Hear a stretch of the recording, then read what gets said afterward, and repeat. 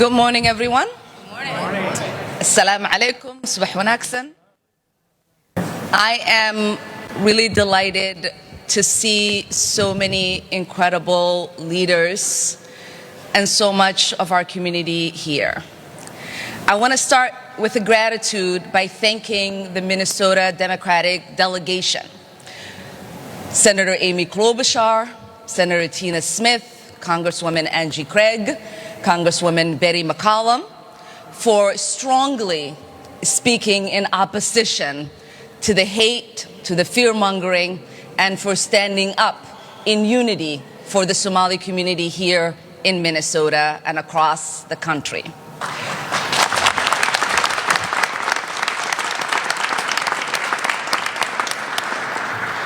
I also want to thank Governor Tim Walz, Lieutenant Governor Betty Flanagan, Attorney General Keith Ellison, for reminding folks why Minnesota is a great state, because we all stay united and uplift one another.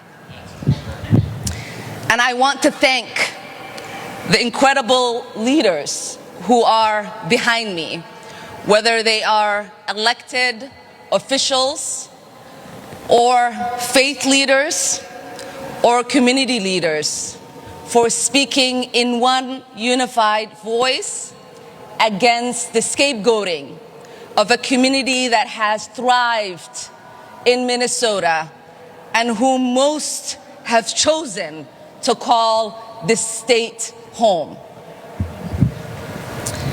I think I want to speak to a few things. One, I want to speak to what Trump has tweeted and what it means for those of us who call this incredible state home. Because facts matter, and facts are important. It is unfortunate that we are led by a president who does not understand the laws of this land. When the president tweets as if he has the authority to terminate temporary protected status for Somalis in Minnesota, even little kids in 8th grade know that that is not an authority that the president has and can wield.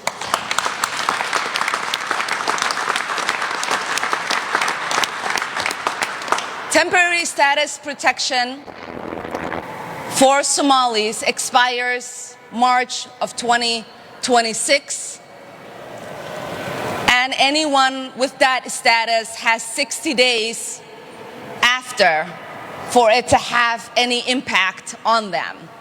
And so if you are confused, if you feel threatened, know that the law is on your side and our demented president can't do anything about it.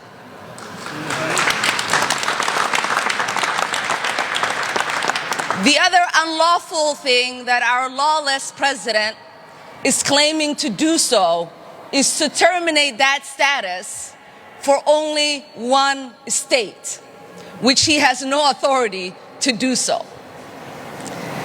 So, for the 300 or so people that are impacted, that currently live in Minnesota and across the country, we see you and we stand with you, and we will make sure we do everything that we can to help make sure that your status is adjusted before March of 2026.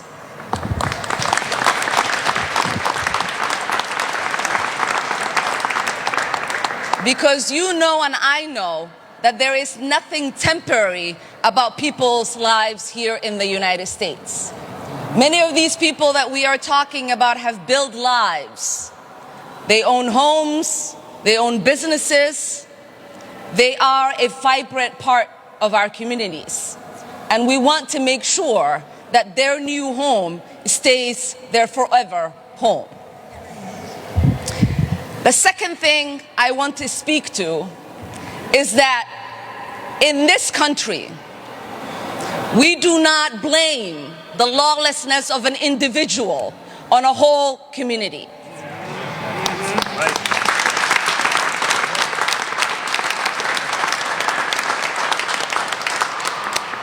Because if you believe in law and order, you understand that if a person commits a crime, they face justice.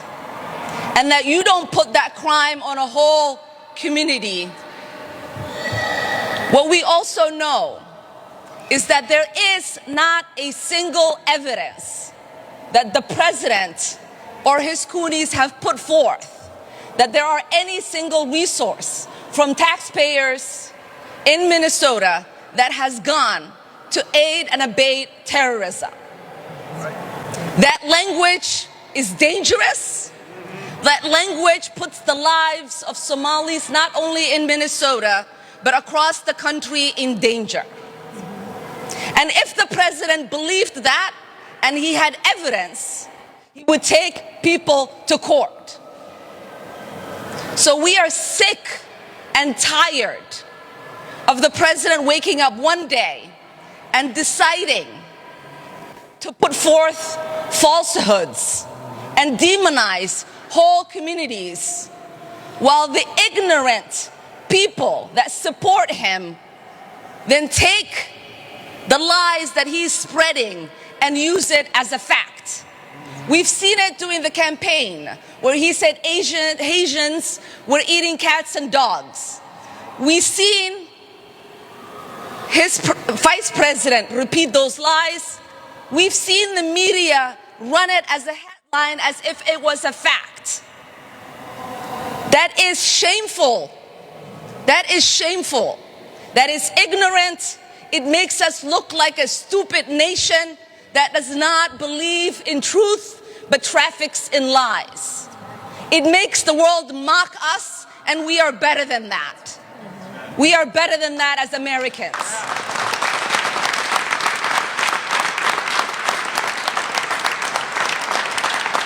Somalis are not terrorizing this nation. We are helping it thrive. Somalis have always seen themselves as a fabric of this nation. We have signed up to serve this country in its military. We have signed up to teach children. We have signed up to become nurses and doctors and engineers. We have signed up to be public servants and get elected into office. We don't do that because we hate this nation. We do that because we love this nation.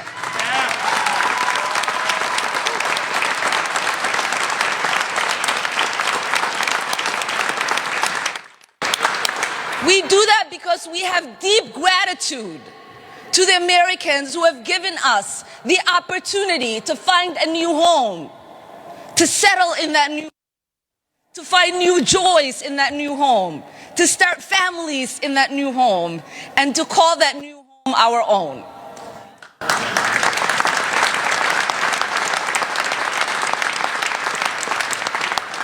We don't complain on the sidelines. We get involved in making America better.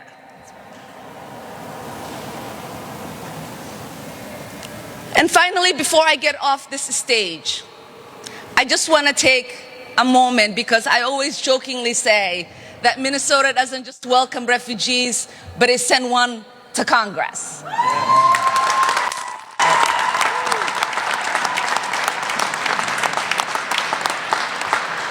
But I want most Minnesotans to know this. Majority of us Somalis who are here, as my friend Ali said yesterday, most of us, this was not the first place we came when we came to the United States.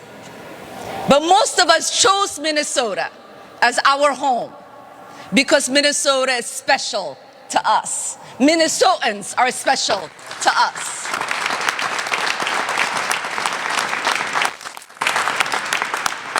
When we moved from Arlington, Virginia and came here nearly 30 years ago, none of us decided to move to another state. My siblings and I and my dad, until he died, called Minnesota home. Because, like I said, Minnesota is special. And I know almost every single elected Somali Minnesotan did not start out in Minnesota, but chose to come here, stay here, start families here, and ultimately serve the people who welcomed them into this beautiful state.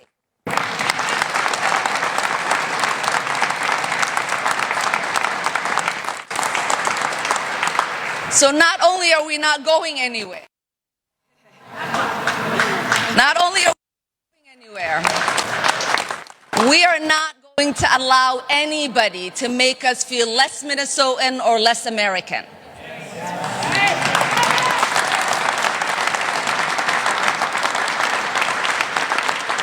We are not going to allow anybody to push us into the shadows. We're not going to allow anybody to erase our presence and our contribution. And we are not going to allow anyone to scapegoat us. Because as Somalis, what we learn from Minnesotans is that you have to be resilient to thrive in Minnesota. And we are goddamn resilient. Thank you so much.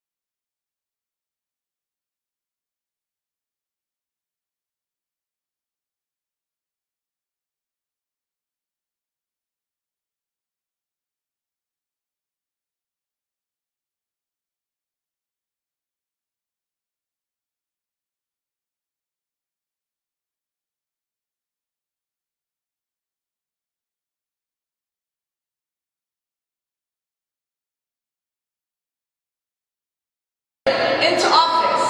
We don't do that because we hate this nation. We do that because